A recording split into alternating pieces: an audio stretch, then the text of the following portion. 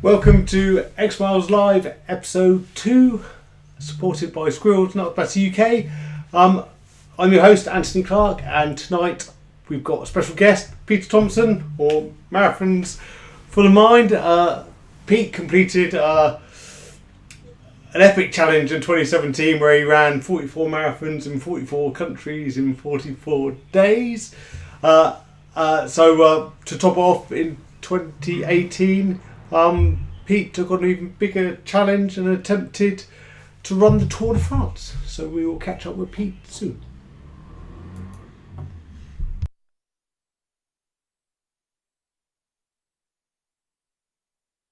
Pete took on an even bigger challenge and attempted to run the Tour de France. So we will catch up with Pete soon. Double viewing figures.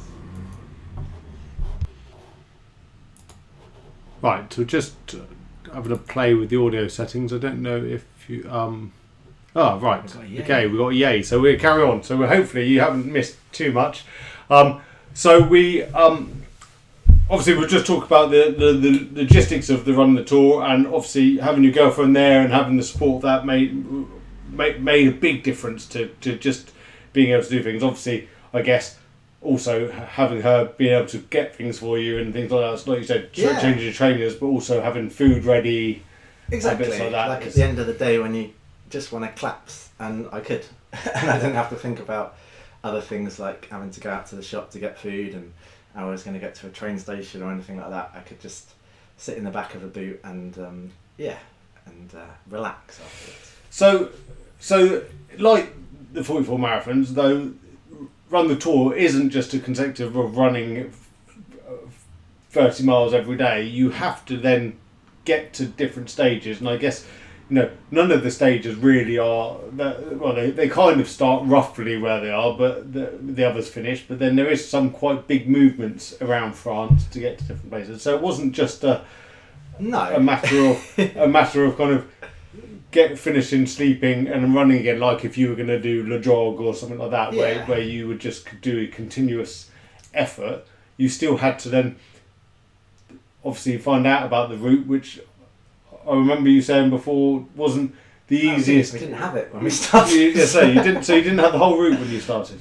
No, they hadn't actually released the detailed route until about 5 or 6 days after we started. They released 3 stages, so we had 3 stages to go on, which luckily that got us past the time when they actually released the route, and my friend Pavel put the routes onto GPS files, and then I had like a Garmin device, so I was following this kind of cycling computer around France to find my way. So yeah, we started and we didn't have the route. Started a bit blind, which obviously adds to the fun of the whole challenge, I guess. But then, as I say, there must have been some stages where you had quite a big journey in between. Yeah, there was 2. I guess the really big points were going from stage 9 in Roubaix to the first stage in the Alps, so to Annecy, and then ultimately the stage at the end where we finished down in the Pyrenees and had to get to Paris. But you're right, some of the stages start and finish in the same place, but a lot of them don't. And also, sometimes you're just running in the middle of nowhere almost, so we didn't have a motorhome, so you couldn't just stop at the side of the road and sleep there and then start the next morning. So what we tried to do was to pick a base for a stage, so a base that was only going to be a maximum of say an hour's drive from any point on that stage, and then we would base there, so we had the familiar surroundings for 3 or 4 days. And I learnt that last time when there were a couple of stages or days in the 44 marathons where I got to stay in the same place for like 2 nights, just because it worked out where borders were and stuff, and that made a world of difference. And for that 45 minutes of travelling to get to the same base where you know where your food is, you can get stuff in the fridge, and all the little things that you don't really think about, they're the things that ultimately make something a success, I think. So just having been able to freeze ice so that it's there the next day, because it was so hot. We had a pretty hot summer, didn't we? We did, yeah. I had a hot summer. But just those sorts of things were the little bits you don't think about, I think.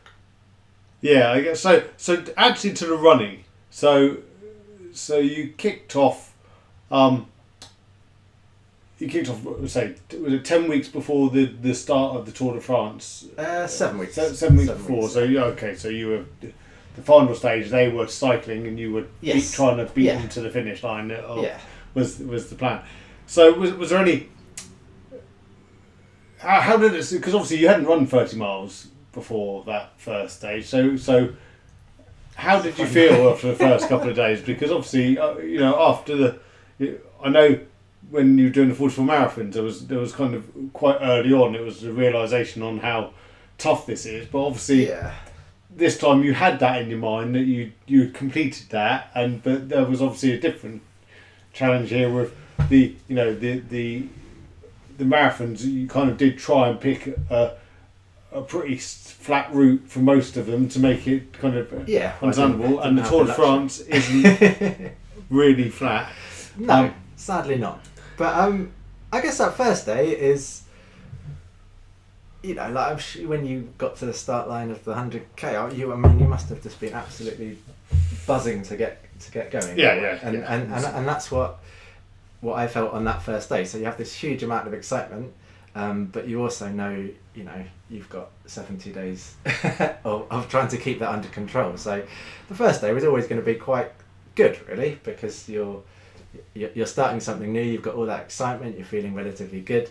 It's that third, fourth, fifth day when the realisation you actually got another.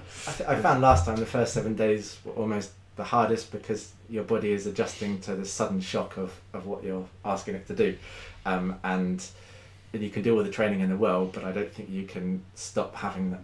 Stop your body suddenly having that shock. So it's when you're getting your blisters and all those different things, and then the idea that you've got to continually to do that. So do you find there's a breaking point where you kind of go over a crest where your body then kind of gives up and just says, right, we're doing this? Where you actually I think that 10 day sort of point, because I had some pain in my knee after about 8 or 9 days, and I was struggling to sleep for a couple of nights just because I couldn't really lie. I had to lie a bit straight, so then I don't normally sleep lying back. So just adjusting how I was sleeping, and then it just gradually got better, and sort of by 2 weeks in, 14 days, it had kind of more or less gone, and it had gone from being kind of 8 days in, oh my god, what are we going to do, to kind of going away, and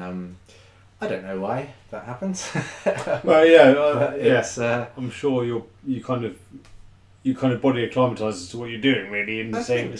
I think there's an element completely of that you just, if you're mentally like, I'm going to continue, then you hope that your body goes along with that, and luckily, there's a huge amount of luck in something like this for nothing too bad to go wrong, and luckily it didn't. So. And obviously the time frames of your day wasn't kind of as regimented as before, where you had to kind of get it done to be able to get to travelling. So I guess you could break up your runs into different sections depending on how you were feeling, but also depending on the route, because obviously if it's a really tough route, you might have wanted to break it up or shorten the day.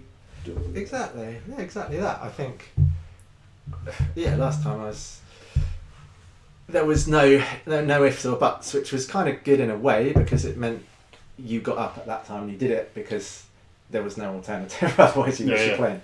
Whereas this time, we started first day, we were up at 5, like, yes, come on, we're there by 7, ready to go.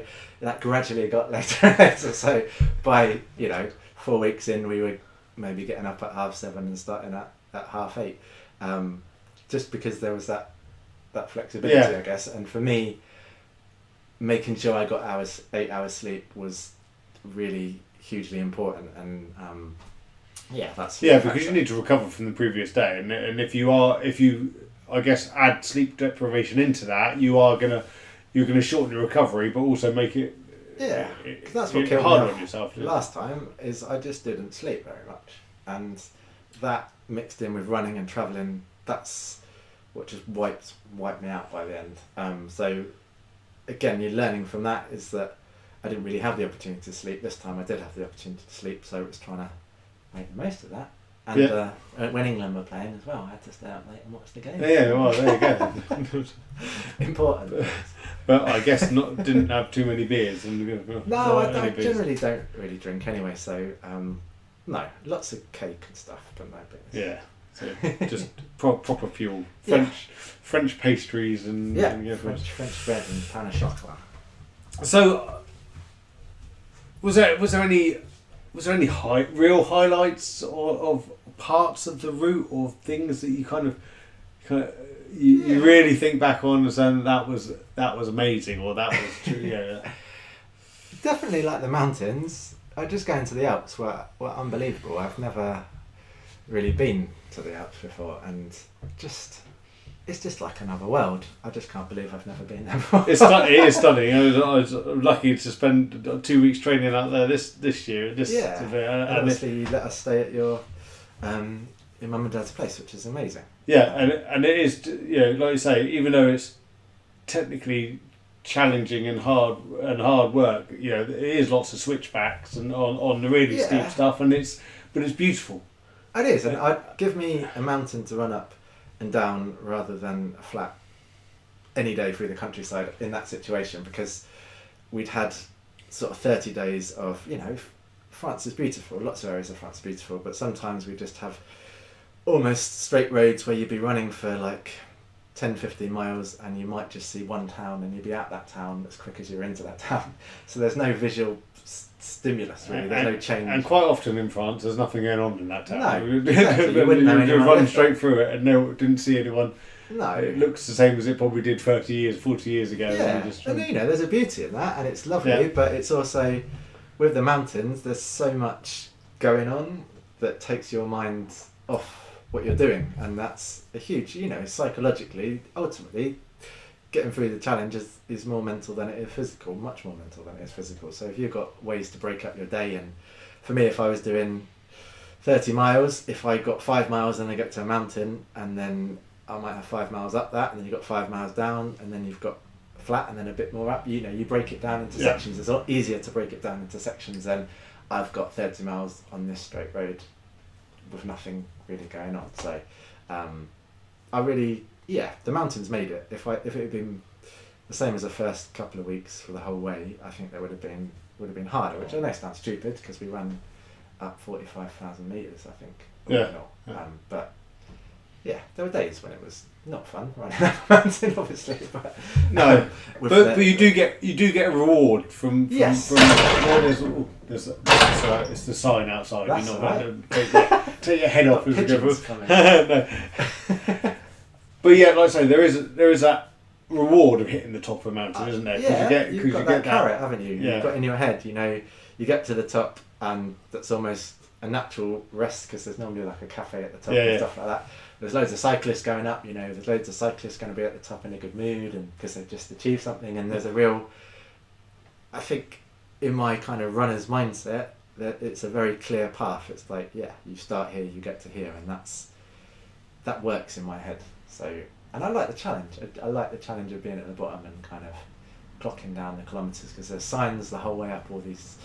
So the percent of the climb, and also how far you are to the coal and do any little maths, like if the average gradient is going to be like 10%, if you have a couple of 4%, that means you're going to have some big ones to come. So you're almost doing calculations in your head, and again that takes your mind to another place. And say, but if you can distract yourself from actually the fact of it's just 30 miles, you've got to do another 30 miles today, and you actually distract yourself with something that's a nice thought of 5 miles. I'm going to get to see that. I'm going to have a coffee. I'm going to do going to stop for lunch maybe. Exactly. I guess there's lots of, the way you split it up this time gives you all those options. Definitely, and on those flat ones, after it took us a few weeks to get into the rhythm of how me and my girlfriend were going to work it, really, like where she was going to stop. Was she just going to stop at the end? Was she going to kind of, stop on a regular basis? But we kind of made this 10-kilometre plan that she was going to stop every 10 kilometres, and again, that's just breaking it up. That's saying just all I've got to focus on is getting to that next 10 kilometres, and that next 10 kilometres I can have food, I can have a drink, I can have a sit down. So you start and you just think, okay, well, as getting going for that first couple of kilometres of a new stage, it's just, okay, well, I'm nearly halfway, and then you're nearly, you are halfway, and then you're nearly there, and it's psychologically. And when people came out, I think they really liked that aspect of it being broken up, and it worked for them. And I think that's was a real key thing. So I know you had some of the Bournemouth boys come out, and the local boys come out again that did some stages of the which is awesome. 44 marathons and everything. Did you have anybody else that kind of did from the 44 stuff with you, or was it? Or did you have anyone else come over that didn't do stuff in the 44? I guess so the guys from the running club came over and they'd so Nigel and Sanjay came over. They'd run with me last time. Simon this time came over. He hadn't run last time, so to get all of those guys come over. Manuel and Tom came out, and they came out last time. Yeah, because Manuel did quite a few stages the last time. He basically did the challenge. He did about a week, didn't he? So, and another couple of friends who did other stages. So, I think it was mainly the people that had come out before. And there's probably someone, definitely people that I'm forgetting terribly. Well, Adam came out as well, didn't he? Yes, you're right. So Adam did London with you last year as well. And obviously Adam came with his girlfriend Maria, and Maria got on really well with Sally, which was brilliant because for her to kind of have that friendship as well, so she wasn't sat on the side of the road by herself. Which sounds like I'm a horrible person for making her sit in a car for. I think we're all quite good at getting very supportive people to live with us, to help us do these strange things that we plan. So obviously XMiles is very nutrition based, and what we talk about and things like that. So kind of switching over to your nutrition, I know that you're very lucky. You got some pretty good sponsors that help you out with some of your kit and things like that. And I know last time you had Sports Shoes who provide your footwear. Yes. Did you stick with the same model of footwear and things like that? I did. So I used the same shoe, so Asics DS Trainer. So that was the same. Which are basically a racing flat, aren't they? They do a racing version, but this is a slightly built up version. So it wasn't the racing shoe that I used to use. So. Not the one from the days before. Not from the days before, but it was just a different, the updated model. So these ones were fluorescent yellow as opposed to red, black and green. But so how many pairs of trainers did you have? I guess you rotate. Six pairs. So and we got through them all. But so Sports Shoes are amazing in supporting me, and it was really kind of them because they just supported me from the off, even when I went to them with this idea of I want to run 44 marathons, and so it was really kind of them, and like nutrition wise. Did you have Cliff again, because they helped you out last time, didn't they? And that's they gave me some Cliff bars and some chews. The chews, and I really like the chews. They're the kind of, so I'd have like my bag on which I'd carry some food in, so I'd have the chews and drinks and stuff like that.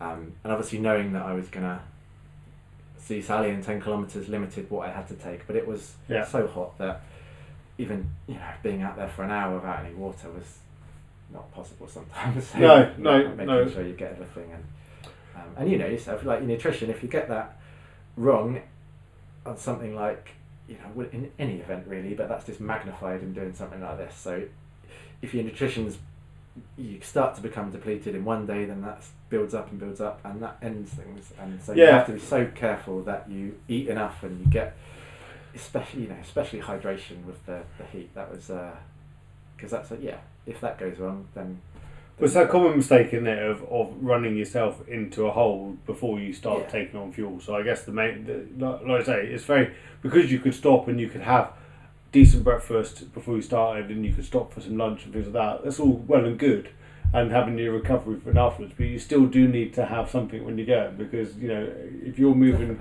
30 miles a day, you're probably burning 4,000 calories a day, or moving, depending on your on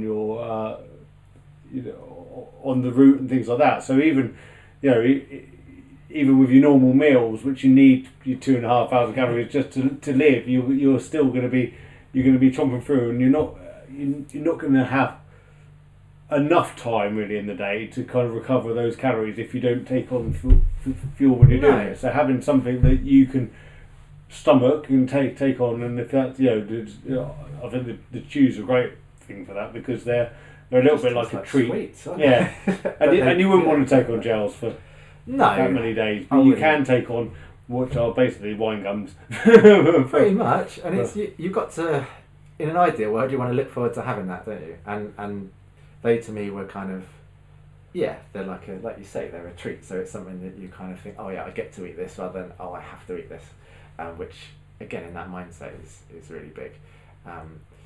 So is there anything else that you kind of made sure you had every day, like a something for recovery or something like that you had on top? I always had a protein shake, so I think it was the SIS. Oh, the Rego one. Yeah. So I had that every day after my run. I did it in the 44 marathon, so I'd learnt so much in that one that it was trying to take what I'd learnt forward. So I took that one, so I'd always have that after I finished the run. And I had obviously the Cliff Bars and stuff, but I also, I ate a lot of brioche and just sometimes stuff for baguettes and stuff, just because you have just to get that calorie intake in. And you're right, if I'd have I was out there for 7-8 hours some days, if not longer. That's a huge part of the day. If you're not consuming something in that part of the day, you're never going to make that calorie intake up to 5,000-6,000 for the rest of the day. You're just going to have to eat stupid amounts. So I think my body's quite lucky in that I could eat a big baguette and then go running 20 minutes later. I'm lucky in that respect, and I know a lot of people just couldn't do that. And I don't think that's a skill as such. I think I'm just lucky that I can do that, and that makes a huge difference to not feel like, okay, well I've got to eat this, but that means now I can't run for 2 hours, so we have to sit on the side of the road in the sun for 2 hours while I digest my food and then I go. So but that's practice, and I think I've been running for 10-12 years, and when I say you can't it's something you have, but I think you can get better at consuming food, and that comes from practice of what foods you can consume and what ones you can't. So it was. And also, I think you kind of you pace yourself and you do things after you've eaten to make sure that you don't kind of put too much strain on your body straight away after you eat. No. So you made it. I mean, that's the thing. So there was no disasters, no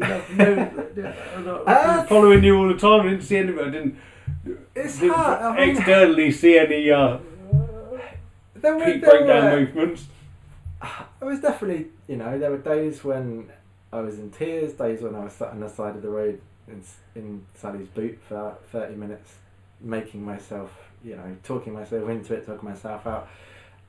And I guess when you're trying to put stuff out on social media and things, that in itself is incredibly time consuming and difficult, and when you feel really bad, I know that's the things that people sometimes want to see, but that's also, I tried to get that across as much as I could, but it also, when you feel horrible and you feel like you just want to walk into a hole and go away, to pick up a camera and film yourself doing that is very hard. So the times when I was up the mountains and dragging myself up there, I don't know whether people that came across, but by no means did I breeze my way around by the end thinking it was easy. It was incredibly hard.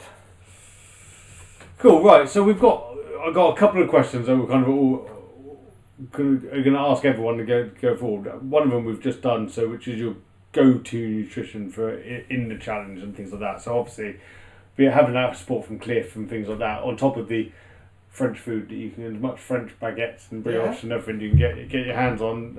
Obviously, the Cliff and the Rego is you kind of they're the things the two things that you've used for both challenges now and seem to work really well. Yeah. But post event indulgence, what were you? Is there anything that you didn't have that you really wanted and went into afterwards, or because you were doing this challenge and just needed calories, you basically had what you wanted all the time?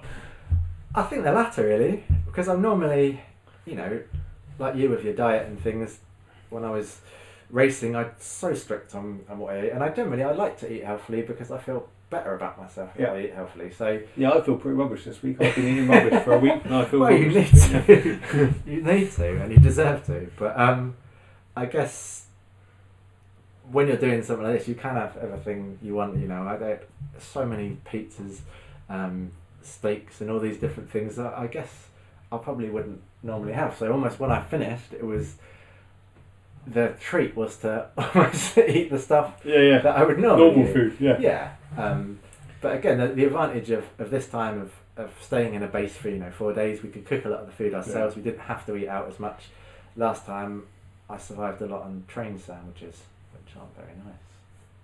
I don't know if train sandwiches are a thing. No, airport food, airplane food, train sandwiches, but packet, pre-packet, processed. Exactly. As long as you can cook it yourself, you can actually. And I didn't arrive in time to sit down and have a meal, so that kind of concept of relaxing and having a meal to eat, that didn't exist. It was kind of grab as you go. Cool. We're allowed to talk about what you did, or have we already talked about that? Well, I'll have to listen to last week. Yeah, you have to listen to last week. So you can talk. You can ask me. But what do you visualise when you're going out on your 40, 50 mile, 60 mile, I know you do. I would actually say that I think I switched off for most of the 100k, and someone asked me this the other day. What did you think about when we were going around? And some, normally when you go out, I could think about work, I could think about stuff at home, think about things I have to do, and I do that quite a lot on runs, but. When I was racing, I can honestly say that for most of it, there was nothing in my head. I was just, totally in the zone and just doing what I had to do, and I was checking my mile splits when they come up on my watch, and I was trying to just be as calm and relaxed as possible, and to keep it as easy as possible. So, yeah, it's a strange one. You break it up, don't you? So I broke it up into 10 miles, marathon, 50k, 40 miles, 50 miles. So you've got your points of where you want to be. I wasn't, and also then because it was 7.5k out, I broke up between aid station and aid station at each end. So similar to you, I had a drink at one end and I had chews at the other end. So I was kind of thinking, I'll get there, have another half pack of chews, and get there and have another half bottle of drink, and So you just kind of break it up and go forward, and then I think you start to work other bits into there, like where you said I'm running up the mountain, I can run to that bit. I was saying there's another person in front of me, I'm going to try and close up to him. So does it become a race almost? Because obviously I know it is a race, but because it's so much longer, and are you literally just, I'm going at this pace, if I pass someone, I pass someone, I'm not chasing that person to run with them. I would say for 50 miles of it was purely trying to keep the same pace. Didn't matter where I was position wise or anything like that. It only became a race in the fact of trying to catch people, even though I didn't actually increase pace wise. It was more the fact of I knew they were slowing, that I knew I was in fourth place in my age group, so I knew that I had people to potentially catch that would move me up into my age group. Didn't know where I was overall, but I knew I was catching people because everyone I called was I only had one person go past me, and he was Japanese and he holds the world record, so I let him go past me. So did you even split it more or less? Yeah, I think so. I think that's incredible, isn't it? I think I did back to back 2:48 marathons and then a little bit more. So yeah, quite good. 30 minutes per 7.5k. There can't be many people who even split something like that. Like in a marathon, you don't get many people. No, I've only done it once in a marathon. I think my best marathon the same. So I don't. I think it's when your day goes right. Your day goes right, doesn't it? So it does. Oh, it's amazing. Yeah, so all very good, and still very much on the high from all, which is quite nice. And hopefully long may it continue. Definitely. Right, so I think we've probably bent everyone's ears for quite long enough. So if people want to find out what you're doing, your website is? It's marathonsforthemind.com. So it's all about the charities and the challenges that I've done and things like that. So, yeah. Brilliant. Okay. And if they want to find you on social media, Twitter is Marathons FT Mind, and Instagram is Marathons for the Mind, and Facebook's Marathons for the Mind. So all the links are on the website as well. Basically search Marathons for the Mind, it should come up on. Or if you're running the Tour de France, you'll get something will come up. Brilliant.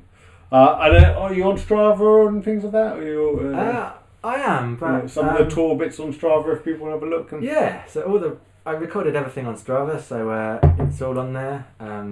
All the mountain climbs, and I think sometimes I don't really know much about Strava. I don't use it much other than for the challenges. Yeah. So I don't quite understand all these different segments of winning awards or whatever you get. But I keep getting messages saying I've been overtaken by people, which I was like, okay, I don't really know. But I probably weren't running that whole. No, that's what I reckon. Yeah. But no, so I guess for me, I don't use a GPS watch that much in normal training now, and that's a conscious decision to not focus on time as much more than just running. So, but I use it for the challenges. So all the climbs and all the routes and squiggly lines are on there. Cool. Okay. So if anyone wants to actually see how mental it was, they can actually go on there and have a look and go forward from there. Right. So from a show point of view, next week we are with Rupert Boddington from Mountain Fuel. So it's going to be a product focused show. So we're basically going to talk about Mountain Fuel products, the drinks, the jellies, the recovery drinks, the night fuel, morning fuel, just to give you an understanding. Also, they've got some great runners and triathletes in their team, so we'll find out what's going on there, and that'd be good to catch up. And I think that's everything. So hopefully you've enjoyed the show. Hopefully the sound was okay, and it got better. We will watch it back, and hopefully we haven't lost too much of our conversation, but we did get some messages. We did get some messages saying the sound was good, so hopefully the sound is okay in the end, and hopefully the video was a bit better than last time. But we will continue to work and tweak it, and hopefully get better and better at our production. So if you can like this video, subscribe, and do all the usual YouTube bits, that'd be fantastic. So I hope you enjoyed the show. Until next time, thank you very much. Goodbye. Have you got theme music? You haven't. You can sing. Sing when the music's off. I can't sing.